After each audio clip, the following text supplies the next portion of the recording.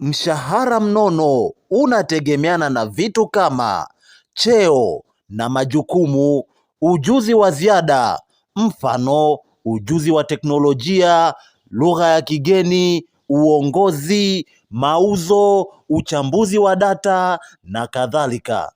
Lakini uwezo wa taasisi kifedha, taasisi zenye mapato makubwa na bajeti nzuri, mara nyingi inaweza kutoa mshahara na marupurupu mazuri.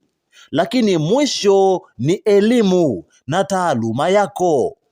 Kozi zenye uhitaji mkubwa sokoni na ujuzi maalum mara nyingi huwa na malipo mazuri pamoja na mambo mengineyo. Twende tukaangalie taasisi hizo, lakini tambua kuwa listi hii ipo randomly.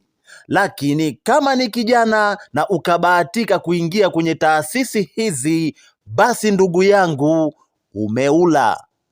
Taasisi namba 11 ni CRDB. Taasisi namba 10 ni BOT. Taasisi namba 9 ni TAA. Taasisi namba 8 ni TAKUKURU.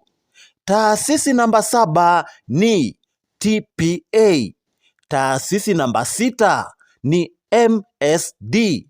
Taasisi namba 5 ni TRA. Taasisi namba 4 ni TCRA. Taasisi namba 3 ni TANESCO.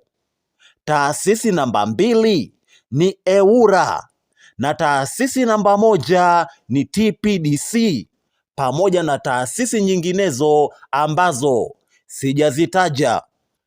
Hivyo basi, mshahara mnono unategemeana na vitu ambavyo nilivitaja awali, nikasema kuna vitu kama cheo na majukumu, lakini ujuzi wa ziada, lakini elimu yako na taaluma yako, ambako nikasema kozi zenye uhitaji mkubwa sokoni na ujuzi maalum mara nyingi huwa na malipo mazuri, pamoja na mambo mengineyo ambayo sijayataja.